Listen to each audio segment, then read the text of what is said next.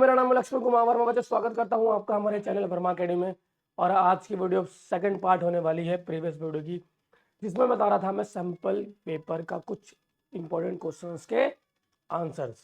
तो बच्चे इस वाले वीडियो में सिर्फ एमसीक्यू कवर करने वाला हूँ मैं, बाकी आने वाले वीडियोज में आपको लॉन्ग क्वेश्चन भी आपको देखने को मिलेगा, ठीक है ना।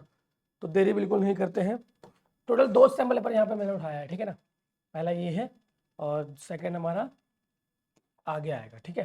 तो ये क्वेश्चन है पहला, ठीक है। अगर आई होप आपको दिख रहा होगा, नहीं दिख रहा है तो कोई बात नहीं, अपन थोड़ा हम बात कर रहे हैं कि विच ऑफ पहला क्वेश्चन है which one of the following laws does not pertain to the, simple है, 3 लॉ दिया हुआ है, किस कौन सा इलेक्ट्रोस्टैटिक लॉ नहीं है, ठीक है ना। इलेक्ट्रोस्टैटिक में से लॉ नहीं है तो सिंपल है, कूलम्ब्स लॉ तो है ना।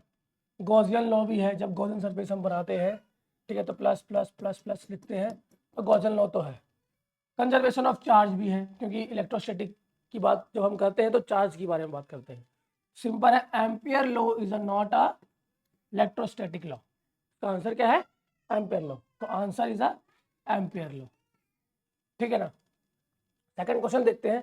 एम्पियर लॉ मैग्नेटिज्म से ठीक है ना, मतलब मैग्नेट की जब हम बात करते हैं तो एम्पियर लॉ उधर आता है, ठीक है ना।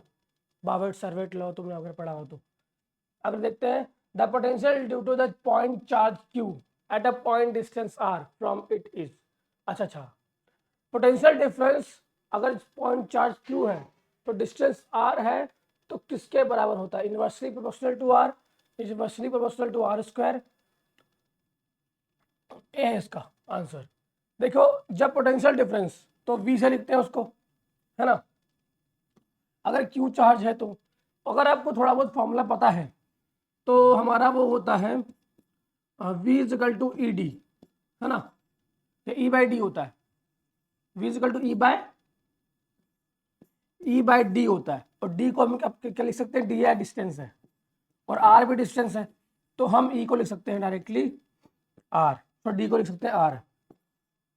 तो बच्चे यहाँ से हमको मिल जाता है v directly inversely proportional to r। तो यहाँ से हमको मिल जाएगा इनवर्सली प्रोपोर्शनल टू r, मतलब अगर हम पोटेंशियल डिफरेंस फाइंड कर रहे हैं चार्ज q का, तो इनवर्सली प्रोपोर्शनल टू r हमको मिल जाएगा, ठीक है। अगला क्वेश्चन आता है ऑन इंक्रीजिंग टेम्परेचर। अब देखो बच्चे, पता है MCQs are very very important. अगर मुझे MCQ आता है, पिछले वीडियो में बताया था मैंने आपको कि MCQs रिपीट हो जाते हैं, ठीक है ना। अब भाई 10-12 टॉपिक्स हैं, उसी में से तो घूम घूम के आएगा ना आपको क्वेश्चन, ठीक है ना। अब जेईई मेंस का एग्जाम तो तुम दे नहीं रहे हो कि कहीं से भी उठ के आएगा, तो सिंपल 12th का एग्जाम दे रहे हो भी एनओएस का, तो बहुत छोटा सा सिलेबस है और उसी सिलेबस में से क्वेश्चन पूछे जाएंगे, तो सिंपल सा रहता है कहानी, ठीक है। On increasing the temperature of resistivity. अच्छा, मतलब कि किसी भी ऑब्जेक्ट का टेम्परेचर अगर इंक्रीज करेंगे तो क्या होगा?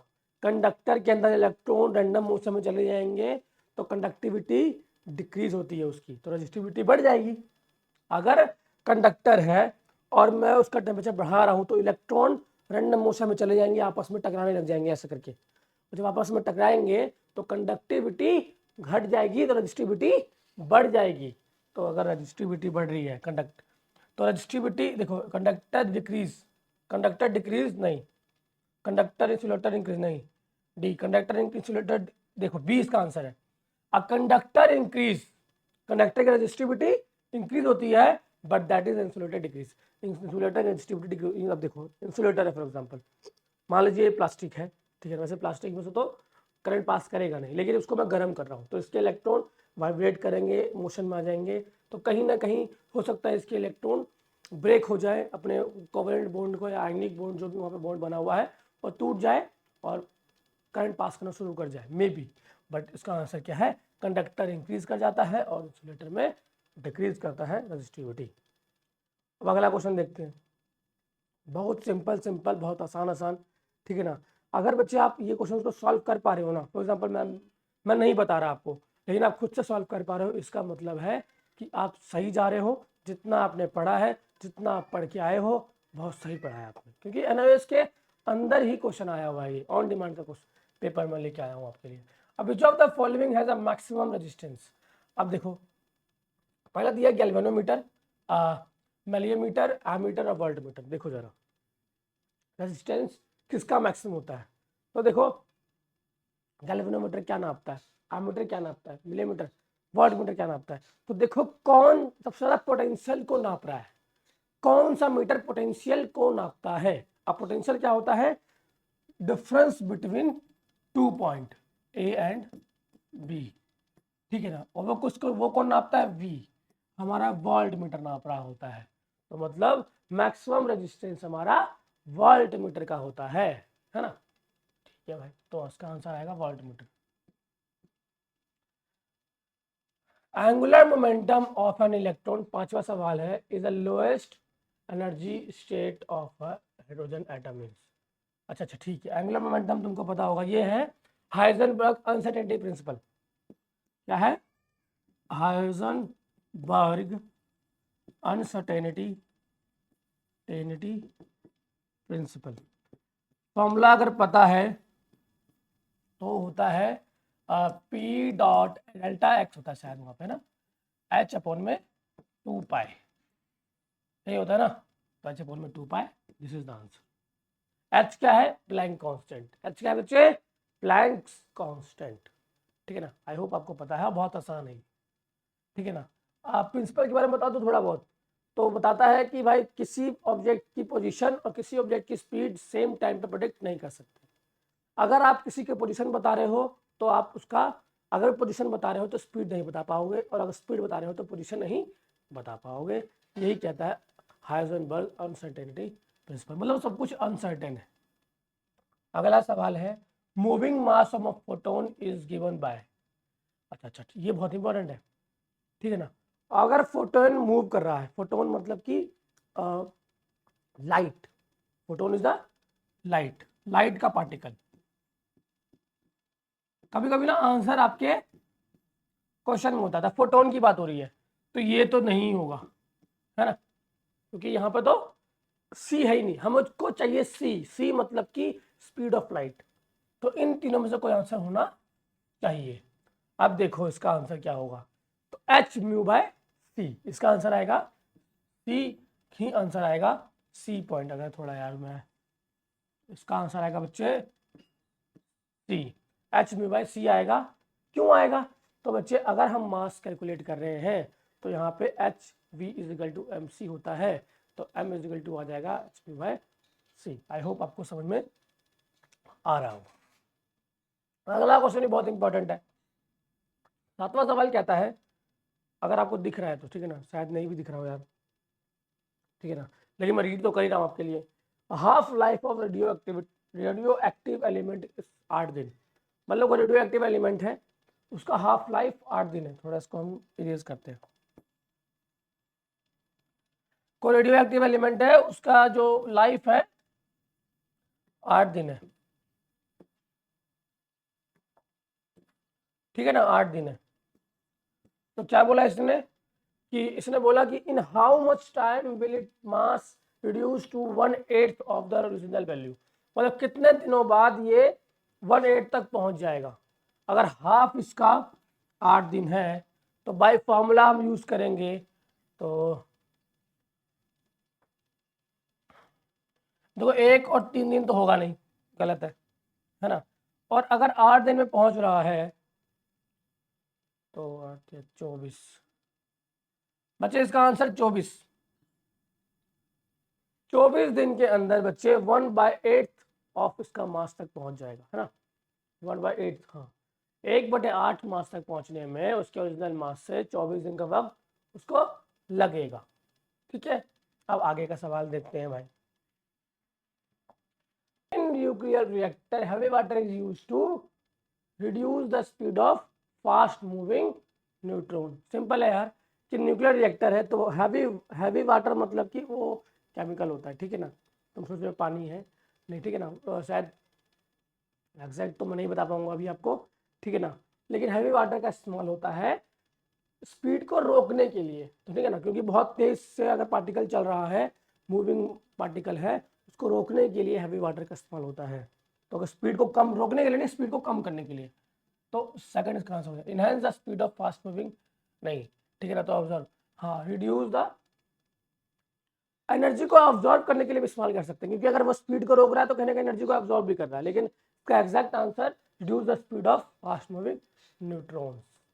अगला आता है in a PN junction diode.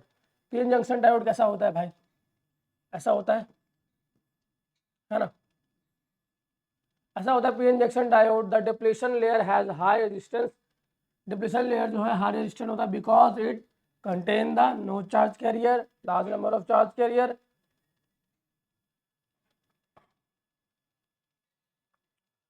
पहला आंसर है, ठीक है, पहला large number of charge carrier, only electron as a charge carrier, only hole as a charge carrier, no charge carrier.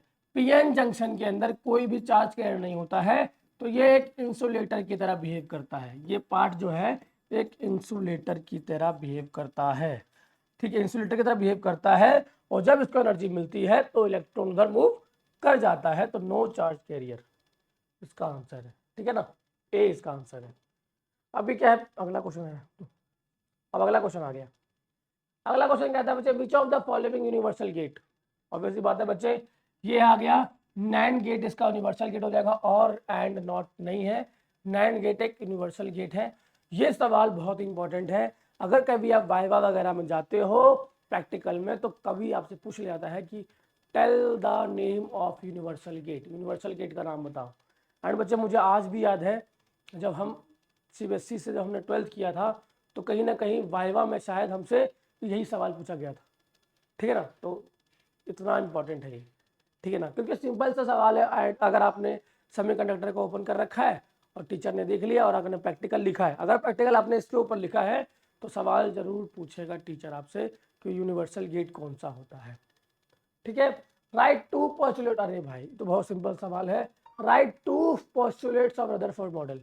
पहला क्या, रदरफोर्ड मॉडल पहला क्या कहता था कि भाई जो सेंटर एटम का सेंटर पार्ट जो है हैवी पॉजिटिव चार्ज से भरा हुआ है, ठीक है ना, और सेकंड पोस्टुलेट कहता है कि जब वो हैवी पार्टिकल है, वो बाकी जो पार्टिकल है एटम के वो खाली खाली है और इलेक्ट्रॉन इसके अराउंड घूमते हैं। बस ये नहीं बता पाया था कि जो इलेक्ट्रॉन है वो खुद के सेल या खुद के ऑर्बिटल या फिर खुद के ऑर्बिट में घूमते हैं, जो कि स्टेशनरी ऑर्बिट होता है। बस यही नहीं बता पाया था, तो आराम से तुम लिख दोगे। और इन्होंने गोल्ड प्लेट का इस्तेमाल किया था बम्बार्डमेंट करने के लिए, सब तो पता है आपको, है ना। अब अगला क्वेश्चन है, तो लॉन्ग टाइप क्वेश्चन आ गया बच्चे। लॉन्ग टाइप क्वेश्चन बच्चे हम आने वाले वीडियोस में करेंगे, अभी हम सिर्फ एमसीक्यू कर रहे हैं, ठीक है ना। अगर एमसीक्यू अगला आता है, the force of attraction action and reaction are equal and opposite, मतलब एक्शन और रिएक्शन इक्वल अपोजिट होता है, ठीक है भाई, बढ़िया बात है। थर्ड न्यूटन का law, despite this object move on the application of force because both action reaction act on same object same direction, नहीं, एक्शन और रिएक्शन अलग अलग ऑब्जेक्ट पे लगता है, ठीक है ना। सिंपल है, देखो मैंने बंदूक चलाई, या फिर एग्जांपल लेते हैं, क्या एग्जांपल है, बंदूक का एग्जांपल लेते हैं, पिस्टल का। तो मैंने पिस्टल चलाया, तो पिस्टल की जो गोली गई वो गई आगे स्पीड में, ठीक है ना, और बंदूक आया पीछे, तो एक्शन हुआ गोली पर, वो गोली कहते हैं ना उसको, गोली पर, और पिस्टल आया पीछे, है ना, पीछे आया, तो एक्शन उस पर, रिएक्शन पिस्टल पे। तो सिंपल है कि both action reaction on same object, नहीं, पहला तो गलत। Both action reaction act on same object, ये भी गलत, अलग अलग ऑब्जेक्ट पर लग रहा होता है। Both action reaction act on two different object, C इसका आंसर है। एक्शन और रिएक्शन दोनों ही दो अलग अलग ऑब्जेक्ट पर लग रहे होते हैं। चलिए अगला देखते हैं, N electron is accelerated through the potential V। अगर V पोटेंशियल के साथ इलेक्ट्रॉन एक्सेलरेट कर रहा है तो इस D Broglie wavelength is lambda. अगर डी ब्रॉगली वेवलेंथ लैम्डा है तो accelerating voltage is decrease by V/2, मतलब वोल्टेज को आधा कर दिया, पोटेंशियल को आधा कर दिया, तो de Broglie wavelength is become will be the √2 lambda. C B इसका आंसर है, ठीक है ना। अगर इलेक्ट्रॉन V के साथ मूव करेगा, ठीक है बच्चे, तो डी ब्रॉगली लैम्डा इसका लैम्डा है, और अगर इसका V/2 कर दिया जाए तो ये √2 बाय लैम्डा बन जाता है बाय यूजिंग द फार्मूला।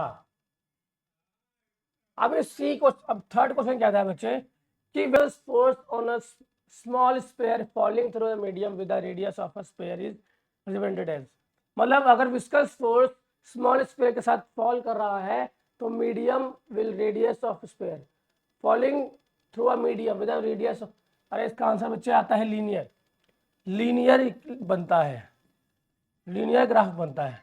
तो लीनियर ग्राफ क्या ऐसे बनेगा, ये तो और ये तो गलत ही है, तो क्या ये आंसर है कि ये आंसर है, देखना पड़ेगा। तो variation of viscous force F small sphere falling through a, ठीक है ना, देखो जरा सिंपल समझना, falling through a medium with the radius of sphere, answer is B, answer is B, मतलब कि ग्राफ बनेगा ऐसे, ठीक है। अरे ये तो ज़्यादा हो गया, ठीक। अगला सवाल आएगा, अगला सवाल, अगली, हेलो हेलो। तो बच्चे नेक्स्ट सवाल आता है, the length of pipe open from the both and, एक पाइप है जो कि बोथ एंड से ओपन है, मतलब 1 metre, if speed of a sound is, sound की स्पीड 320 मीटर पर सेकेंड है इन द एयर, हवा में, तो fundamental frequency standing wave in pipe is, मतलब कि इस फ्रिक्वेंसी फाइंड करना है अपने को, है ना। फॉर्मूला क्या होता है, speed is equal to frequency into wavelength, है ना, ये होता है, ये फॉर्मूला होता है। तो जो इसकी वेवलेंथ होती है पाइप की साइज की दुगनी, है ना, पाइप की साइज की दुगनी होती है, तो पाइप हमारा एक है,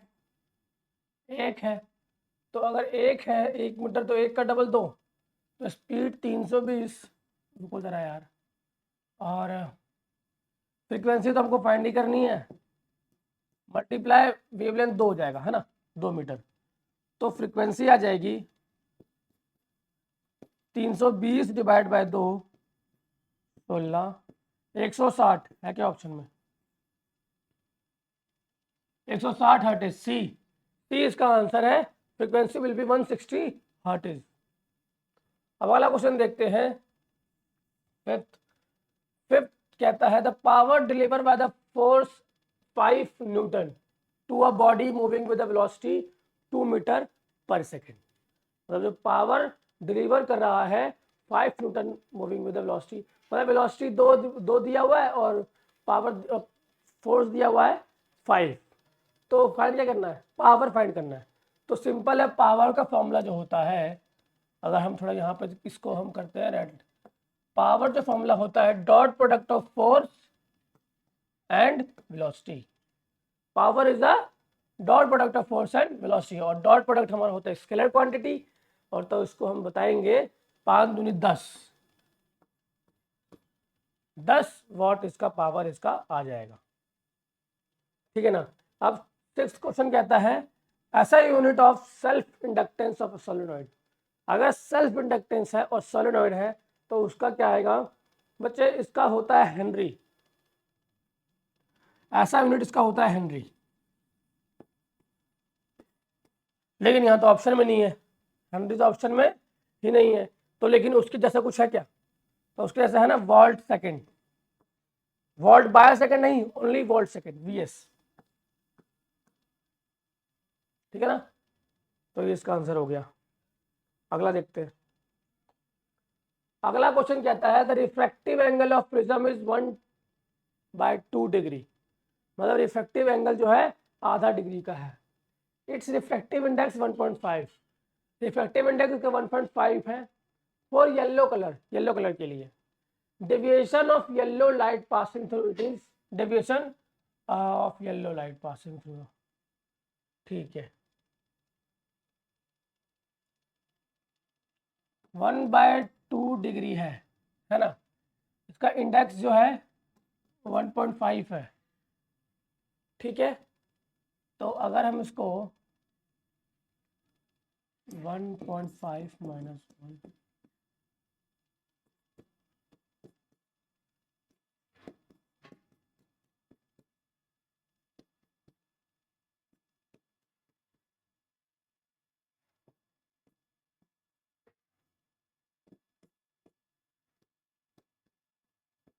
.025, तो आंसर आएगा 0 to 5। तो इसका फॉर्मूला क्या होता है डेविएशन आपने का, डेविएशन का फॉर्मूला क्या होता है, डेविएशन का फॉर्मूला होता है बच्चे रिफ्रैक्टिव इंडेक्स प्रॉपर बताया था यार, रुक जाओ।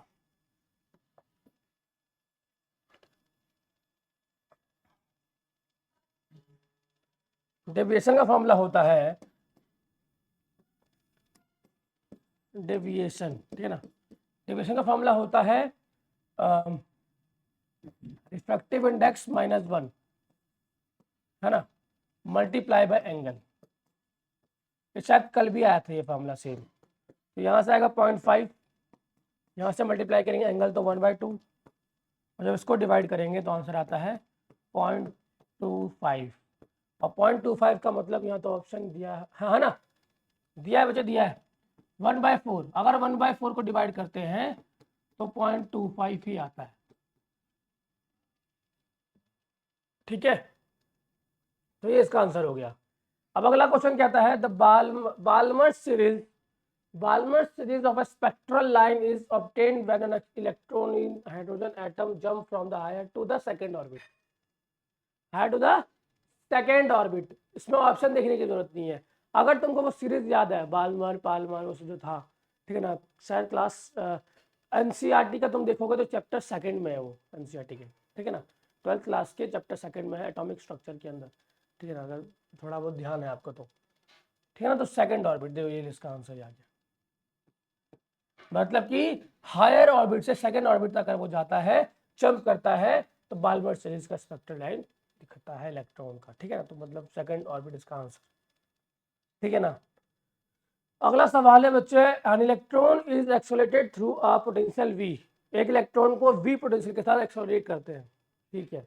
It's de Broglie wavelength is lambda, de Broglie wavelength इसका लैम्डा। ये सेम सवाल पीछे आया था, इसका answer under root 2 by lambda आया था, बस यहाँ वैल्यू डिफरेंट है, ठीक है ना। Its accelerating voltage is increase to 4, वहां पे वी को आधा किया गया था, अगर हमने वी को आधा किया तो आंसर आया था अंडर रूट 2 लैम्डा, है ना। अभी वी को 4 गुना कर दिया है, 4 गुना कर दिया है, तो ये पे आ जाएगा 2, और यहाँ से 4 को करेंगे तो अंडर रूट 4 तो बच्चे इसका आंसर आएगा पर it's accelerating voltage increase the V for V the wavelength will become λ/2, answer आएगा इसका, तो इसका आंसर आएगा λ/2, ठीक है। आइए सॉल्व करते हैं कैसे। एक इलेक्ट्रॉन कर रहा है एक्सेलरेट वी वोल्टेज के साथ, वी वोल्टेज से एक्सेलरेट कर रहा है, ठीक है ना। और क्या लिखा हुआ है, और लिखा है बच्चे कि its accelerating voltage increase to 4V, मतलब कि 4V में कन्वर्ट कर दिया गया, ठीक है, 4V में कन्वर्ट कर दिया गया। तो it's de Broglie wavelength will become λ/2, λ/2 बन जाएगा इसका डी ब्रोगली वेवलेंथ, ठीक है, बाय फॉर्मूला यूजिंग। तो इसका ऑप्शन आएगा, इसका ऑप्शन आएगा डी, डी इसका ऑप्शन है। और आई होप आपको समझ में आया होगा, ठीक है। मैंने ट्राई किया बच्चे, पता है ये क्वेश्चन कौन से हैं, ये क्वेश्चन वो वाले थे जो कि कई बार रिपीट हुए, मतलब पिछली बार भी मैंने आपको बताया था, पिछले वीडियो में अगर आपको थोड़ा ध्यान है तो आपने जिससे देखा है तो, ठीक है ना, कि वही क्वेश्चंस मैं पढ़ा रहा हूँ आपको बता रहा हूँ जो कि कई बार रिपीट हुआ है, इसका मतलब देयर इज हाई चांसेस कि ये भी रिपीट हो सकता है, ठीक है ना। कॉन्सेप्ट बहुत इंपॉर्टेंट है, सवाल बहुत इंपॉर्टेंट है, और अगर आपके कॉन्सेप्ट क्लियर रहने के बाद भी सवाल नहीं सॉल्व हो रहा है, इसका मतलब आपने प्रैक्टिस नहीं किया है। देखो बच्चे, आपके हो सकता है सारे कॉन्सेप्ट क्लियर हो, ठीक है ना, आपने एक एक कॉन्सेप्ट क्लियर किया हो, लेकिन आपको अगर प्रैक्टिस करना नहीं आता, आपने प्रैक्टिस नहीं किया, तो आपका सवाल सॉल्व नहीं हो पाएगा, ठीक है ना। तो आई होप यार थोड़ा आप बात समझ रहे हो। और एनआईओएस के अंदर 40%, 40 कह रहा हूँ मैं, 50% पूरे मार्क्स जो होते हैं बच्चे वो एमसीक्यू रहता है।